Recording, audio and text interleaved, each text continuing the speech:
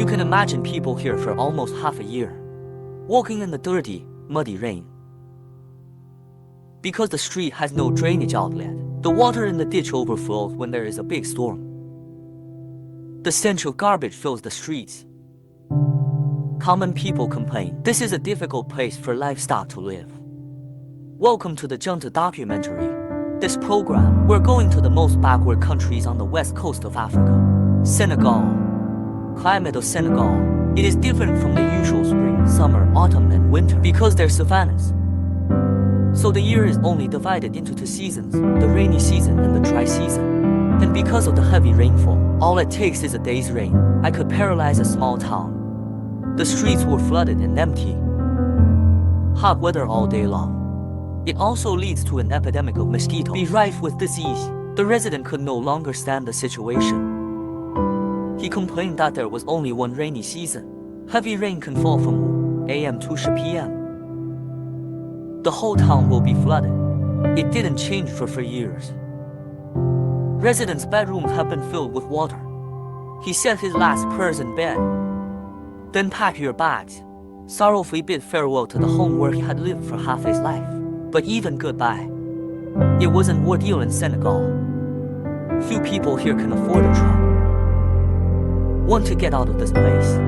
The only option is a near-dead taxi or a minibus. In high population movement during the rainy season, it has also intensified the rivalry between the two sides. In order to get more passengers, the bus is not packed to the point of suffocating. Never set out. It also annoys early rivals. Even though we got a comfortable seat, but they also have a long wait. Some passengers do not leave because they have waited for 4 hours. He argued with the driver and demanded his money back. Then go and change taxis. The taxi set off as soon as it was full, although one step ahead of the bus. But as for when we get there, it's still too early to say. The journey covered around 80 kilometers. In our opinion, it's about 2 or 3 hours by car. But in Senegal it was a terrible long time. This dotted ribbon on the map that runs along the river. It's a small country called Gambia. There are defenders holding the river. Trying to cross the border is not an easy task. In addition, due to the lack of infrastructure, the roads here are mostly dirt, and there are no security measures. A cow suddenly burst out, or a villager crossing the road, can result in deadly car accidents. And what is silent is, the debris from the accident will be dumped on the side of the road like garbage. No one cleaned it up for years. Except for these dangerous debris traps. There's a rainstorm on the way. A slippery mud puddle, frequent failure of vehicle parts, etc., makes the whole trip dangerous. The taxi driver is driving an old sign truck at the moment. That skillful operation, it's like he owns the road. But the guest was very worried, especially when they see the debris on the side of the road. In Senegal, car accidents kill more people than diseases. There are no safety alerts on the roads. This young driver is because the road is too high, causing the truck to roll over. Both he and his deputy were seriously injured. At present, they need a crane to lift the car. That would cost nearly 3,800 euros. This is no small sum of money. The boss who received the message raised money everywhere. The other two stayed at the scene. 4 days in a row, the trailer is still nowhere to be seen. The driver's face was full of worry. Harsh outdoor living conditions are secondary. Mostly wasted time. To make him miss is not. Excess income, and the cost of the tow truck will eventually fall on them. Now the packed bus finally set off. He was racing against time. Hopefully we'll make it to our destination before nightfall. But the journey has only just begun. The engine of the bus showed signs of fatigue. The driver lifted the hood without hesitation. The radiator spewed out wastewater in a flash. Fortunately, he ducked in time and wasn't hurt. Don't know what went wrong. They can only water. Let the vehicle cool down before proceeding. The driver began to pray that there would be no more breakdowns.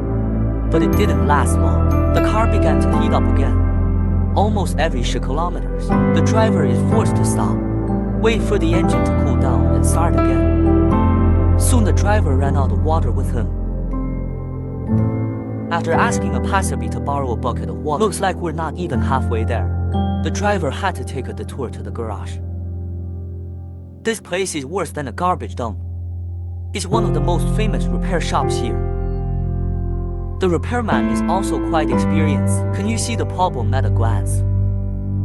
The brakes of the bus are locked. That's what caused the engine to overheat. When fixing the truck, the passengers were also able to get out and relax. The long wait made them unhappy. But I also know that there's nothing to do but wait. They have no choice.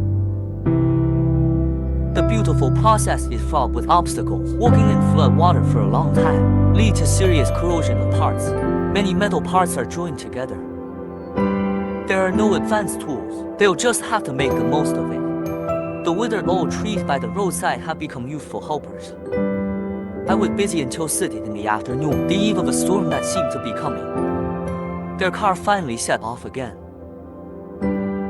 In fact, the terrible road conditions in Senegal, and the difficult living environment, and not just because of natural disasters. The living conditions of the people, no accident. From the roots of Senegal's development, we can find the answer to this question. Senegal is a country with a very long history. In the 9th century, Chukuro people on Senegalese soil. He founded his own kingdom of Tekelu. Afterwards, the Arabs gradually moved into Africa with trade. And in the 16th century, it is the most expansive in the south of the Sahara, the most powerful empire in Mali. And the Senegalese, he was a member of the Mali Empire. But by the middle of the 12th century, the Mali Empire was in decline. It was replaced by the former vassal state of Ghana. The Gair also later lived in Mali after the empire was completely established, the largest ancient civilization in the history of Africa, Songhai Empire. At the height of his power, his territory reached as far west east to Hausa territory, north to the southern border of Morocco, whole land area, almost the size of a chunk of Europe. Meanwhile, the Songhai Empire had a complete political and legal system. There is also a thriving academic culture. You can say Songhai Empire, the most glorious feudal empire ever built by the Negroes, represents the crowning achievement of ancient black civilization. But it was the final glory. The world's situation had changed dramatically at that time. Europeans embarked on a geographical discovery with the power of industrial civilization between ships to colonize the world. The sad fate of African countries, it is also the starting point of the carving. The Three Seas Empire at this, because of civil unrest and the Moroccan invasion, all that remains of a dynasty is its broken arm. In Ilo Samba, the French landed in the Senegal Valley.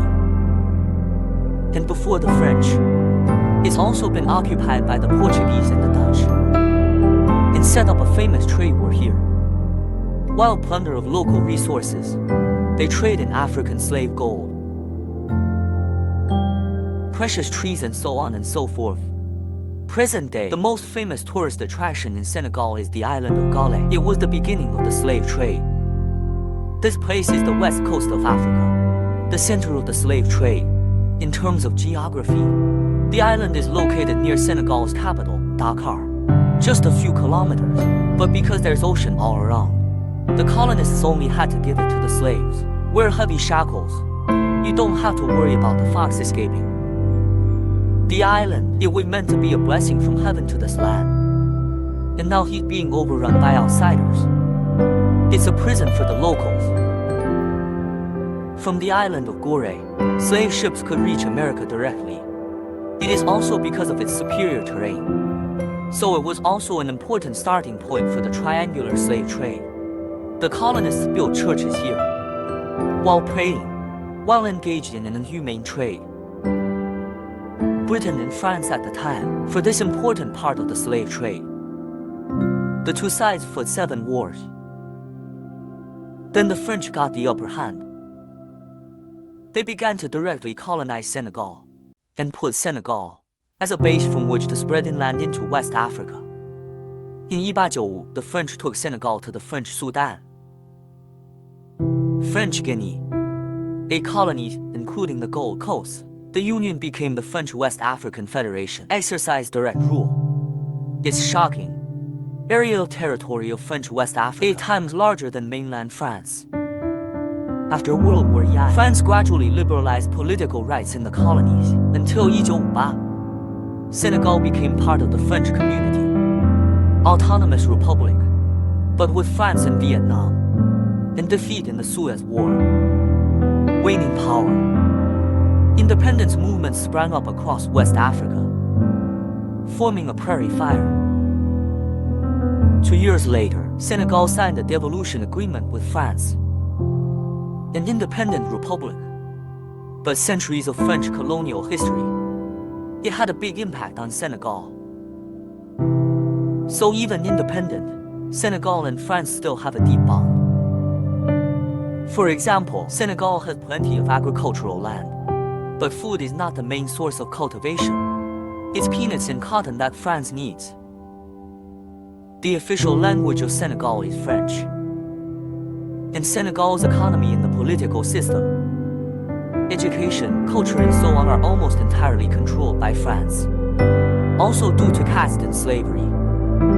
It separates the classes of people. The gap between rich and poor is huge. The main ethnic group in Senegal is the Wolof. Its caste is divided into 3 types, Jalomino and Jam. Yarl is a free man. That is, the landlord class. They own separate lands, free to choose occupations other than workers. Mino is a working class. They work according to different industries, and then it branched off into many branches. Mino has a very detailed division of labor. Carpenter and blacksmith, leather worker, textile workers and so on have their own caste. And the last Jamu was a non-free man. These people are the equivalent of slaves in a slave society. At the bottom of the heap, must serve the highest jail caste. Although since the Republic of Senegal declared independence, slavery had been gradually abolished, but the caste system is deeply ingrained. But it has always been imprinted on people's consciousness. It is almost impossible for different castes to marry. It is also difficult for individuals to deviate from their caste. The rich live in luxury forever. The poor can never rise. Jew men whine and meat sink. The roads are frozen to the bone. That's the best way to describe it. Under the circumstances, Senegal can't develop at all. The infrastructure could not be worse. So far, they are still the least developed countries in the world. One has a per capita GDP of just $1,400. Every civilian works hard every day, not to make life better, just to stay alive. Now let's bring the story back into focus. This time compared to the pace of the bus. A taxi on the same road, but already far ahead. But there was no joy on the faces of the passengers, because next, they are going to cross by. Border guards guard the Gambia River. Looking at the long motorcade, the driver was worried. Last time he waited in line for 12 hours to cross the river. This time will be even longer. Gambia is a small country, in the middle of Senegal. The country is only 6 kilometers wide, although there is another way around the border. But nearly 4 times the distance, and all the complications and dangers along the way. People are scared away. Transit through Gambia was their only viable option. But if you want to cross quickly, they have to pay the border guards for extortion. There's no money for bribes. You just have to wait in line. But this time they're in even worse shape. There are only 2 ferries on the Gambia River. And recently the big ferry broke down. All vehicles and people can only be transported by small ferries. As a result, the traffic is even more congested than before. The driver who had made it home under the car mocked with a wry smile. He had been waiting here for 10 days, but there was still no hope of crossing the river. The driver had been in line for 3 hours. His passengers don't have the money to bribe the border guards, can only watch. hurry with money to bribe cut in front of them. The only thing they can afford is time. Waiting is their only option. And to the dismay of the taxi crowd, in the waiting time, the taxi left after they did. It's not like it was on the way. I can't believe a broken bus made it. But look at the long line. The mood of the bus driver was not affected at all. Because in transit, there is no queue for the minibus. You can go straight to the ferry. People nicknamed it the express carriage. It takes 30 分钟 used to cross the Gambia River. That's for a bus with a lot of twists and turns. It is the most pleasant journey. The passengers crowded all the way in the narrow carriage. You can also breathe freely at this time.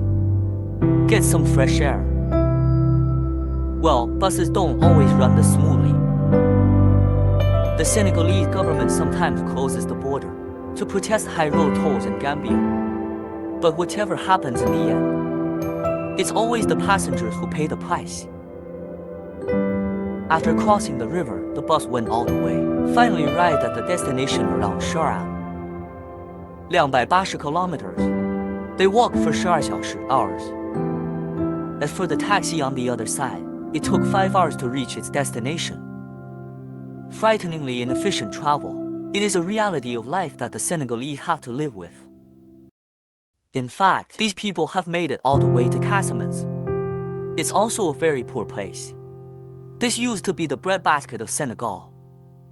Can be due to climate change and poor soil management. It's already pretty barren and destitute. Being far from the capital, there's almost no one here. Ordinary people for survival. Men tend to go out and do odd jobs. The women were left to work the fields. Generations of women will spend the rest of their lives on this land, repaying the harsh gift of nature. But even after a hard day, the woman's work is not done. Back home, they have to cook and look after the kids. The endless housework also consumes their lives. But here's what you might not know. Senegal is actually a land of beautiful women.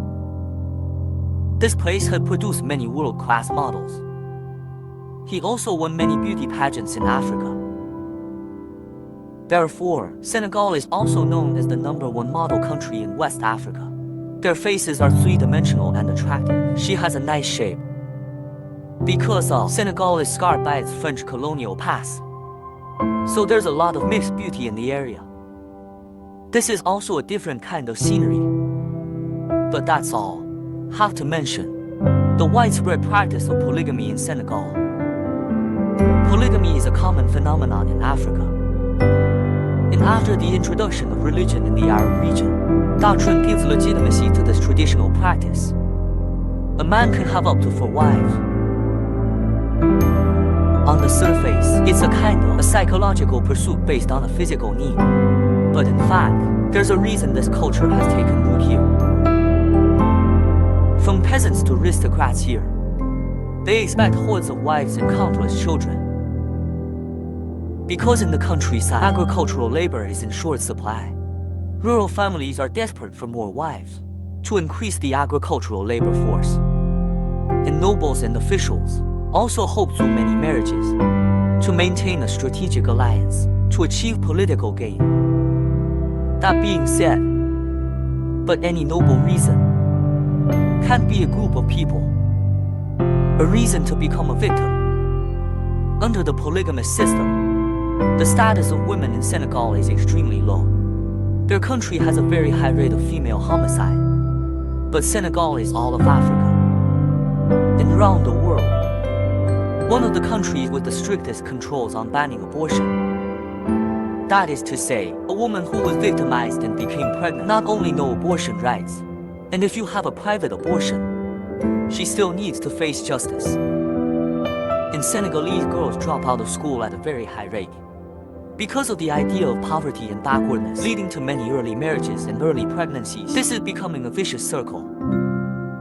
Because when the illiteracy rate gets higher and higher, employment for women has fallen sharply. If men and women have the same diploma or the same technical ability, there's still a big difference between men's and women's salaries. At present, the housewife was preparing food for her family of Shu. Their staple food is rice. But the rice in the field had not yet sprouted. They will have a long time. Depends on the male dealers who come here. Meet the needs of life. Sheila and her 3 assistants is just a small group of itinerant merchants. They mainly head deep into the jungle. The villagers far from the shopping shops provide daily necessities. Their vehicle is an antique from over half a century ago. Although it is already rusty, but Sheila was pretty confident. 7 a.m. They were carrying a cart of rice and a few supplies.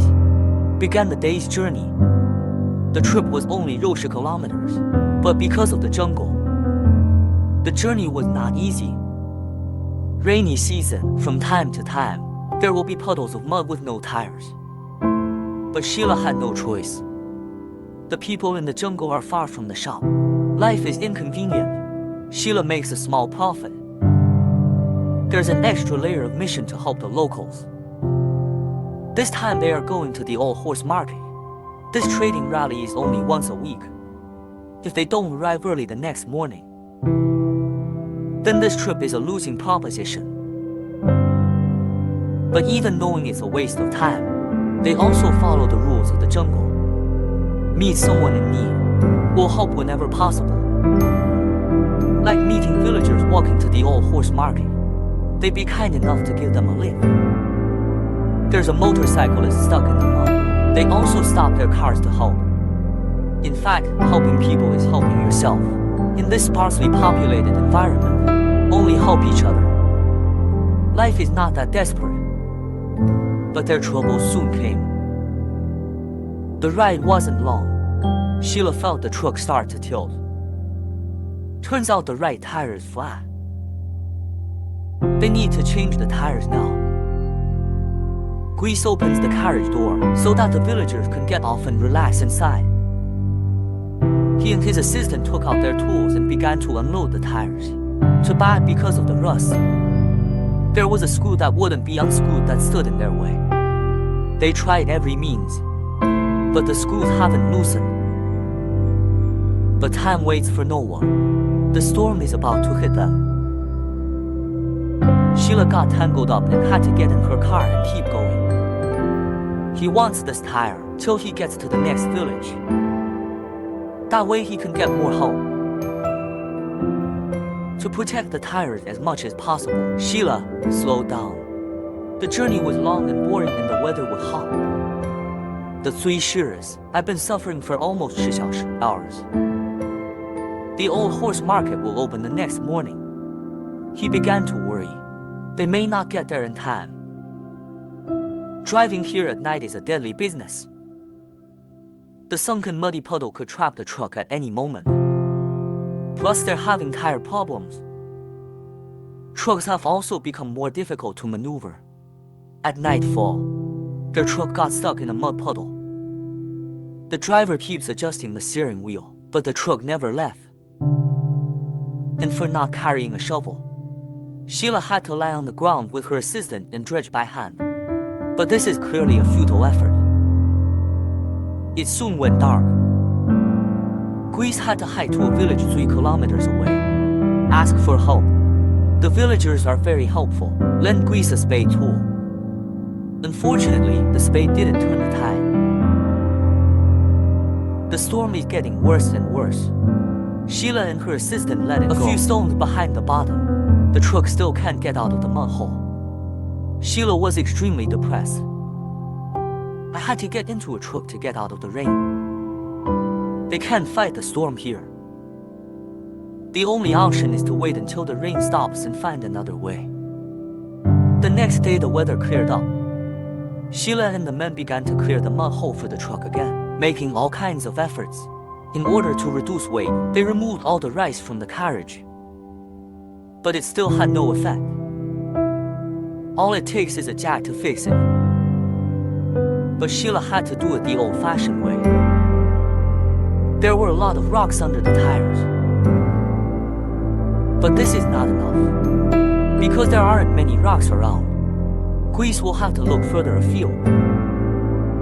Time is passing little by little. Getting to the market on time is becoming less and less possible. This is frustrating for Greece. Other trucks at this time must have reached the old horse market, and his rice is probably going to be slow to sell. Now Sheila's got to pieces of wood.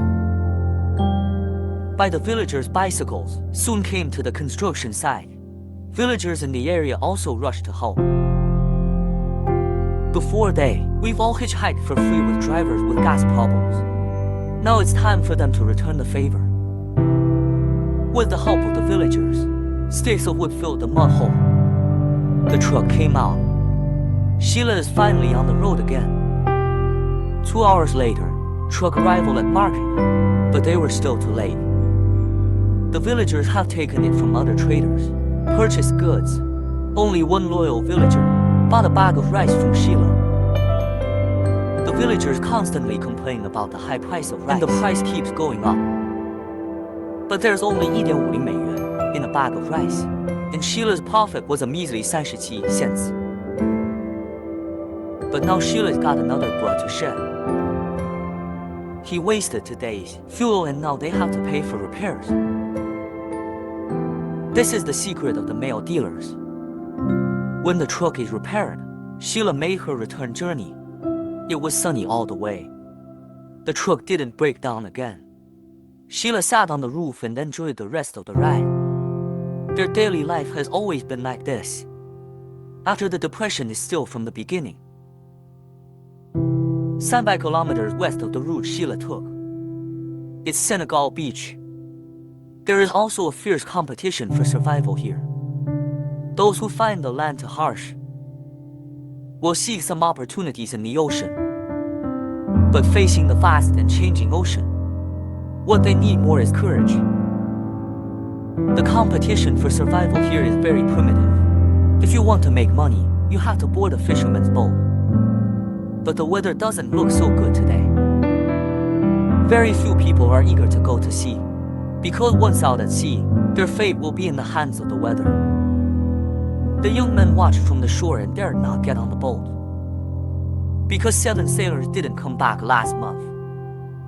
A large ship can carry nearly 20 sailors. Up to 7 tons of fish can be brought back.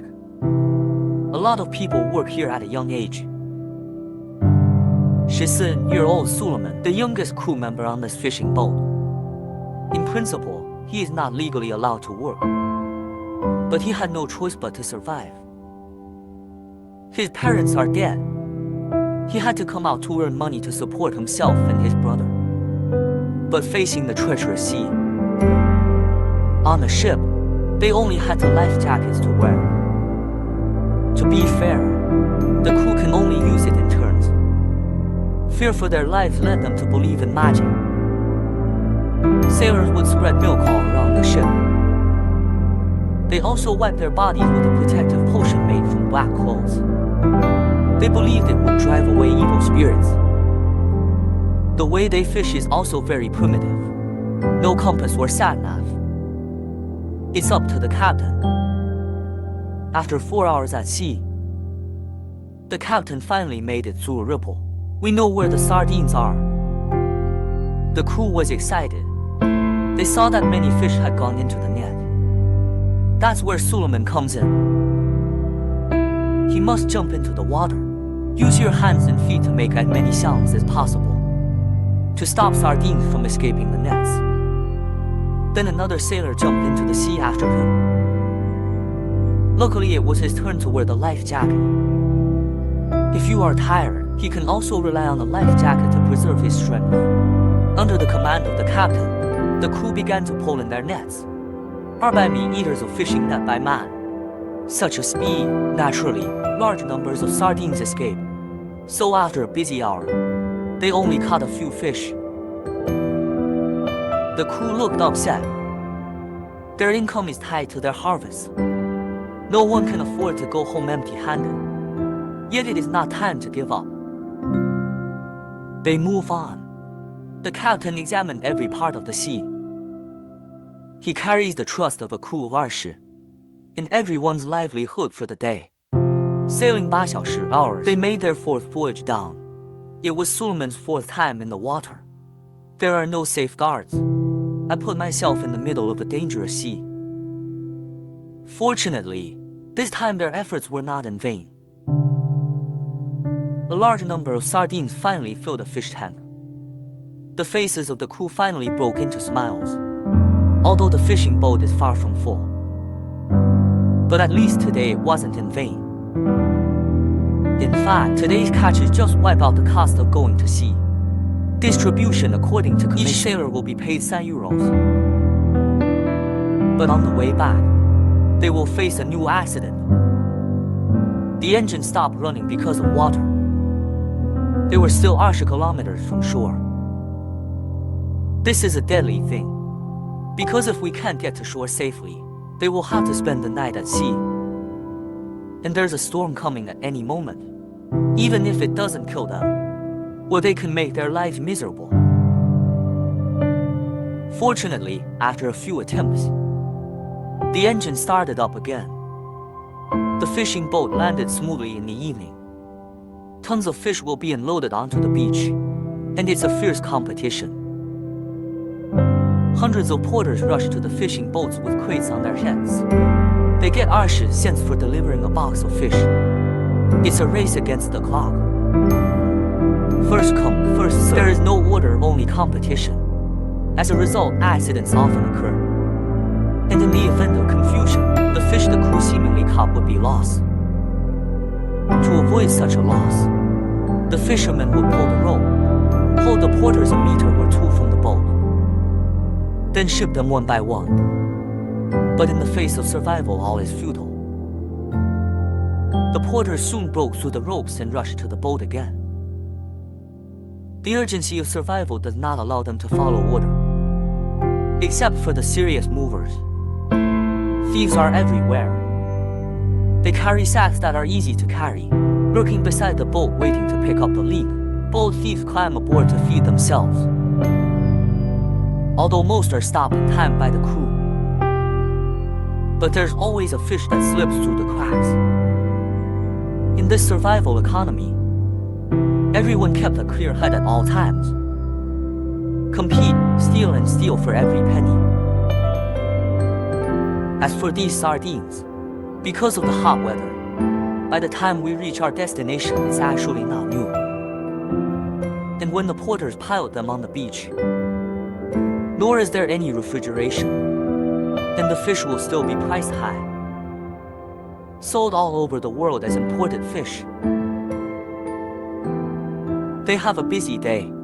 It's over for now. We thought it was an ordinary day, but the Senegalese are risking their lives. Life for some people is the quiet years, but for the Senegalese, but every minute, anytime, anywhere competition. In such competition, with the sun rising, it will continue tomorrow. In all fairness, because of the natural resources in Senegal, quite rich. In fact, they are definitely in a good position to develop their economy. Their coastal oil reserves are estimated at more than 1 billion barrels. Inland natural gas reserves are about 10 billion cubic meters. It is also represented by phosphate. Annual output is as high as 1.91 million tons. However, Senegal's infrastructure is weak. Corruption among officials who lag behind in science and technology is serious. Government inefficiency. More than 90 years after independence, there was still no escape from abject poverty. According to statistics, the neonatal mortality rate in Senegal exceeds 50%. There is only 1 doctor per 1 people. More than 80% of the population has no access to pure water. Although Senegal has received assistance from international organizations on numerous occasions, we have overcome many difficulties in our development, but not in substance. Eliminate the root causes of his poverty and backwardness to achieve the recovery and development of the national economy. The key is to rely on yourself. Fortunately, they are beginning to realize this. Senegal has increased employment in recent years, poverty reduction as the main goal. At the same time, expand tax sources to ensure fiscal balance. The economy has finally picked up a bit. Merely, poverty in Senegal did not develop in a single day. So his development didn't happen overnight. Teaching a man to fish is better than giving him fish. Despite the assistance of the international community, but they have to improve all aspects of their country. Only in this way can we bring vitality to development.